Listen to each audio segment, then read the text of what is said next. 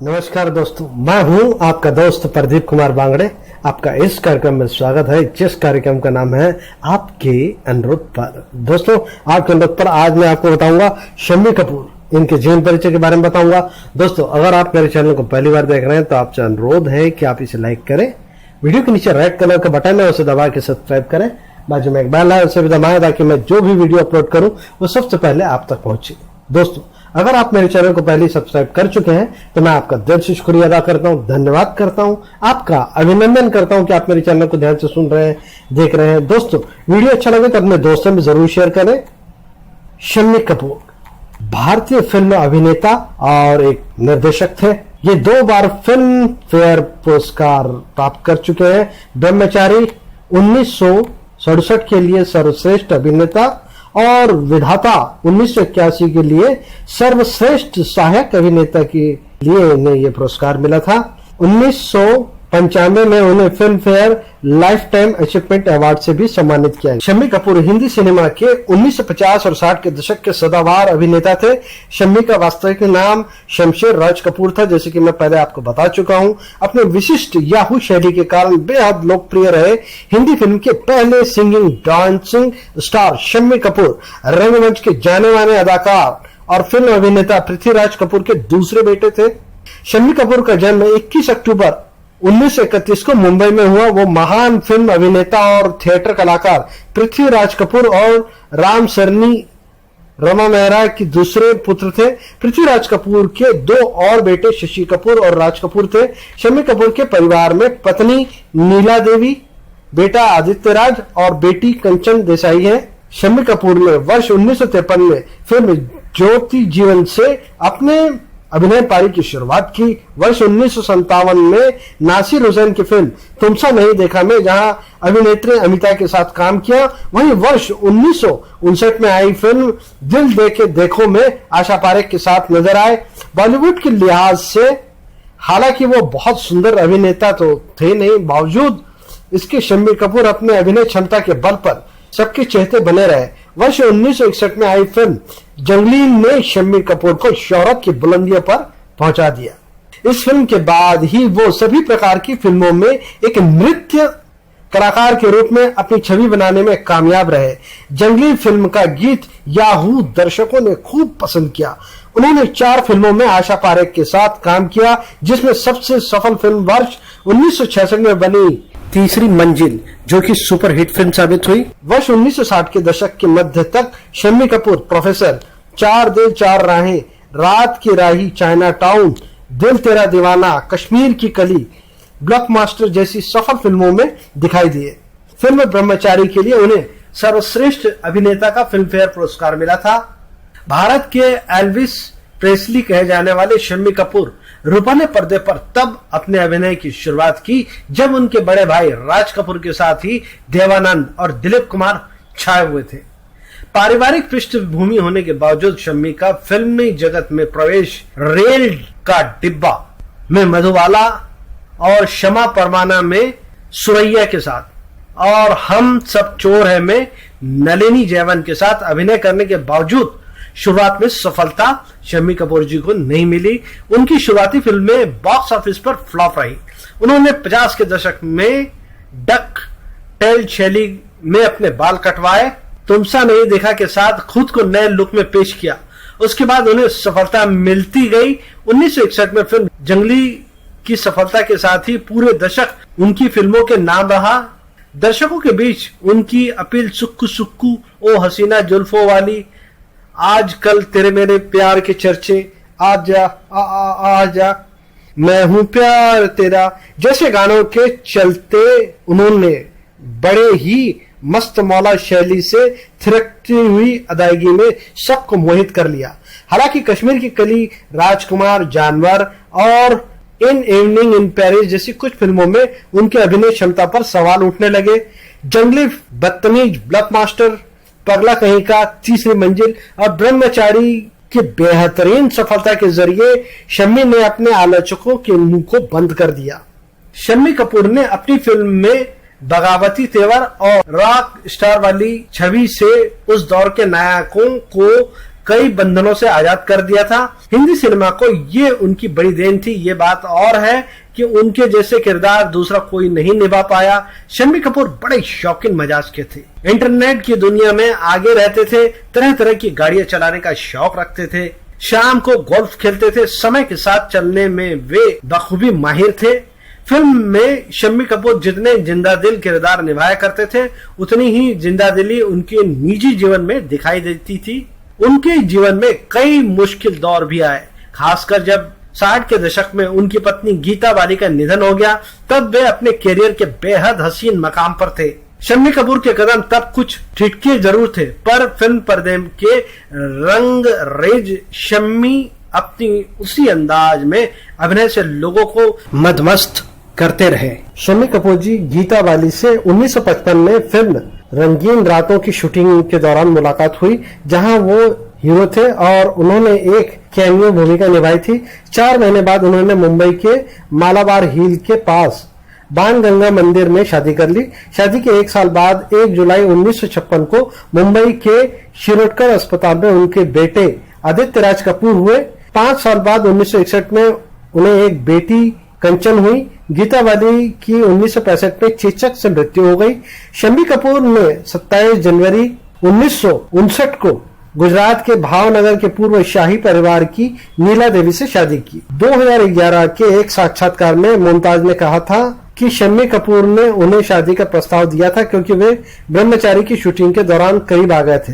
ये उनकी पहली पत्नी गीता बाली की मृत्यु के बाद था। मुमताज कहती है कि उन्होंने विनम्रता से मना कर दिया क्योंकि शम्मी कपूर चाहते थे अपना कैरियर छोड़ दे।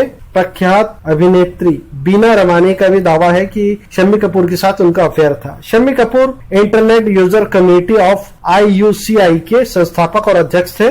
उन्होंने एथिकल हैकर्स एसोसिएशन जैसे इंटरनेट संगठनों की स्थापना में प्रमुख भूमिका निभाई थी। कपूर परिवार को समर्पित एक वेबसाइट भी बनाई गई है। शम्मी कपूर हैदर खान बाबा के अनुयायी थे। बढ़ते मोटापे के कारण शम्मी कपूर को बाद में फिल्मों में मुख्य भूमिका से हटना पड़ा, लेकिन वे चरित्र अभिनेता के रूप में फिल्मों में काम करते रहे।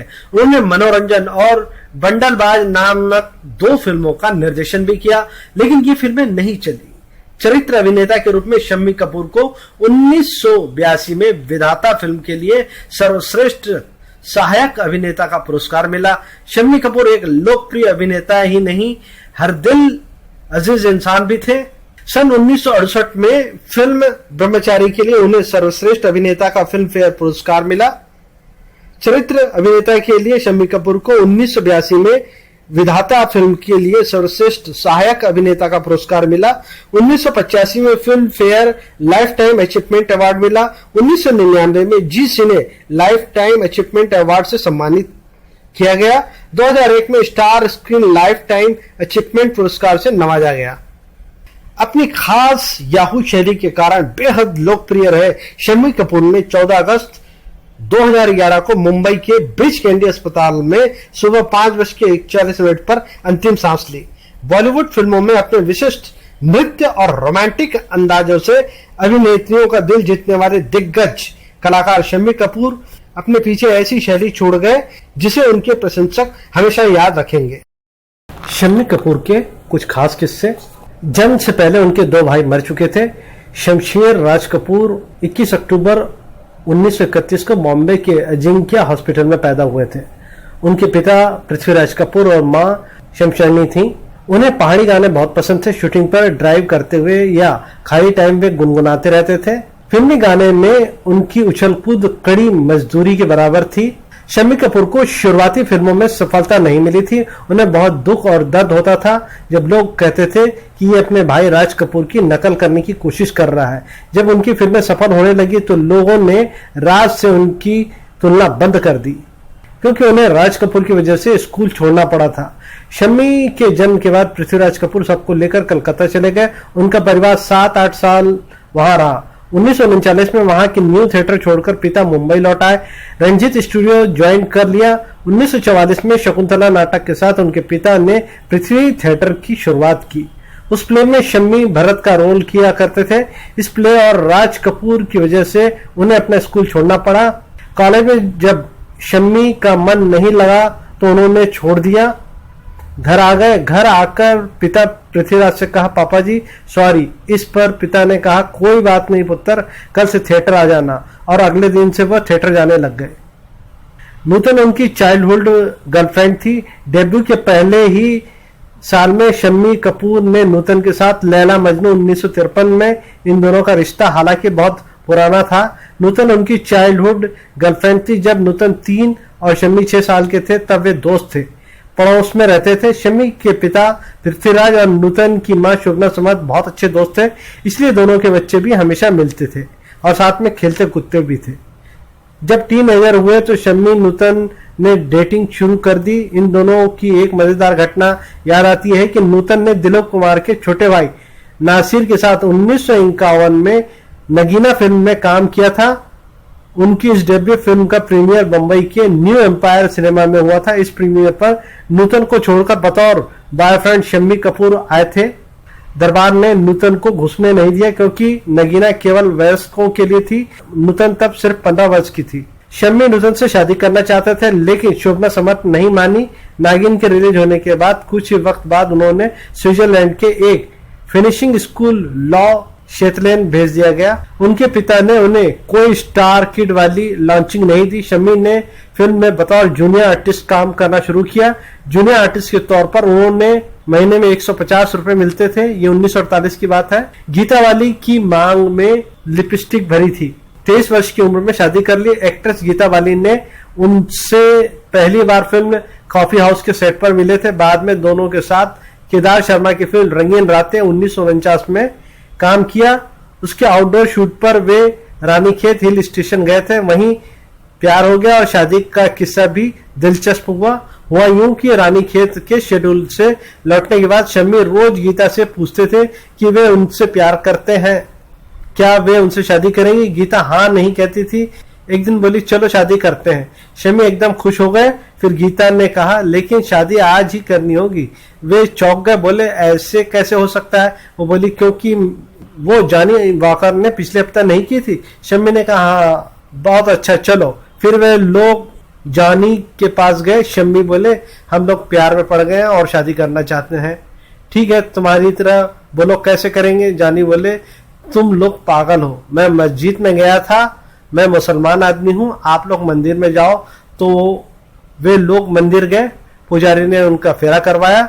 दोनों ने हार पहना। गीता ने अपने बैग में से लिपस्टिक निकाली। शम्मी ने उसकी मांग में लिपस्टिक भर दी और शादी हो गई।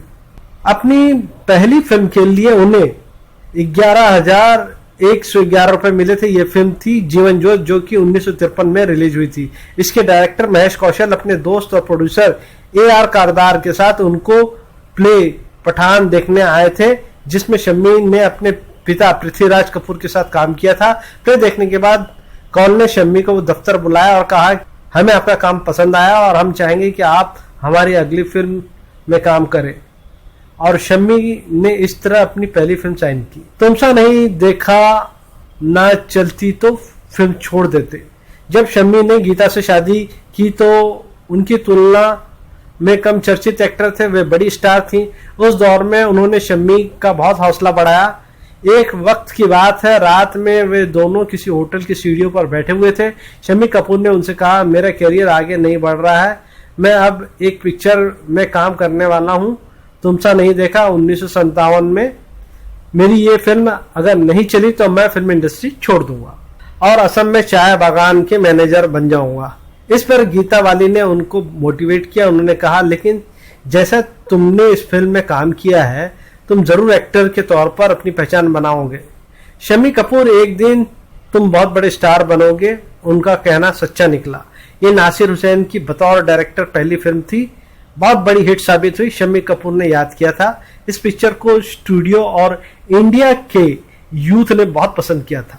इसके बाद दिल देके देखो 1958, जंगली 1961, राजकुमार 1964, कश्मीर की कली 1964, जानवर 1965 जैसी उनकी फिल्में आती गई। शम्मी ने सफलता के कई आयाम पार किए। निजी जीवन में उन्हें बहुत बड़ा झटका लगा। पत्नी गीता बाली 1965 में गुजर गई। उनकी निजी जिंदगी बहुत रंगीन थी। उनकी बहुत सारी मित्र महिला थी, इसका पता उनके परिवार के लोग और दोस्तों ने बताया था। एक समय उन्होंने कायरो कि एक बैले डांसर को भी डेट किया था, जिसके बाद ब्रेकअप हो गया। नरगिस से किसिंग नहीं, ग्रामोफोन प्लेयर लिया। डांस करने वाले हीरोज इंडियन फिल्म इंडस्ट्री को शम्मी कपूर की देन है। उनकी फिल्मों के बाद हर फिल्म में हीरो यूं नाचने लगे, वे खुद एल्विस प्रेस्ले वगैरह से प्रभावित थे। उनका लिप सिक इतना जबरदस्त ऐसे हो गया जब शम्मी ने थिएटर ज्वाइन किया और नाटक के मंच के लिए बाहर जाया करते थे, तो उनकी आदत थी कि रात को शो खत्म होने के बाद नहाकर खाना खाकर अपने 2-3 दोस्त या साथियों के साथ टेरिस पर चले जाया करते थे। वहां पर वो रिकॉर्ड बजाते थे, उसमें जो म्यूजिक होता था उस पर एक्सप्रेशन दिया करते थे। इस तरह उनके एक्सप्रेशन मजबूत हुए। रणबीर कपूर उन्हें शम्मी दादाजी कहकर बुलाते थे। उन्होंने ही शम्मी को इम्तियाज अली के साथ अपनी फिल्म रॉक स्टार में काम करने के लिए राजी किया था। मोहम्मद रफी का उनकी जिंदगी में बड़ा रोल था। शम्मी याद करते हैं कि बिना रफी साहब के मैं कुछ भी नहीं। रेल इंजन की भयंकर गर्मी में सुभाष घई हैरान रह गए। शम्मी ने 1982 में आई फिल्म विधाता के लिए best supporting actor film fair जीता था। इसमें उन्होंने दिलीप कुमार के साथ काम किया था। डायरेक्टर थे सुभाष घई। घई याद करके बोलते हैं कि फिल्म में गाना था हाथों की चंद लकीरों का, जिसमें शम्मी कपूर और दिलीप कुमार ट्रेन में ड्राइवर बने थे और इंजन चलाते हुए गा रहे थे। उसे शूटिंग करने में काफी चैलेंज था। चैलेंज ये था कि दोनों ही एक्टर बुजुर्ग थे और काफी मोटे हो चुके थे। ये गाना रियल इंजन में ही शूटिंग किया गया था। इंजन के डिब्बे का आकार भी छोटा होता था। अब उसमें ये दोनों भी थे। असल इंजन ड्राइवर भी था, फिल्म की यूनिट भी थी और सुभाष घई भी थे। घई को लग रहा था कि इतनी गर्मी में इतनी कम जगह में ये एक्टिंग करते हुए थोड़ी देर में इरिटेट हो जाएंगे और गुस्सा करने लगेंगे, लेकिन देखा अद्वितीय था कि इतना ही विपरीत परिस्थिति और गर्मी में भी शम्मी कपूर ने बहुत उत्साह के साथ गाने में बहुत अच्छे एक्सप्रेशन दिए। इस उम्र में भी उनकी वही जबरदस्त एनर्जी थी जो करियर के शुरू के दौर में थी। नसीरुद्दीन शाह से एक बार पूछा गया है कि उनका फेवरेट स्टार कौन है। उन्होंने हैरान करते हुए कहा शम्मी कपूर। नसीर ने कहा कि कैमरे के सामने सीरियस होना तो बहुत आसान है, लेकिन किसी भी एक्टर का कैमरे के सामने सहज होना बहुत मुश्किल होता है। शम्मी कपूर हमेशा कैमरे के आगे सहज रहा करते थे। तो उम्मीद करता हूं दोस्तों मैंने आपको जो जानकारी दी है वो आपको जरूर अच्छी लगी होगी। तो इसी के साथ अपने दोस्त प्रदीप कुमार बांगड़े को इस कार्यक्रम से जाने की इजाजत दीजिए। नमस्कार, जय हिंद।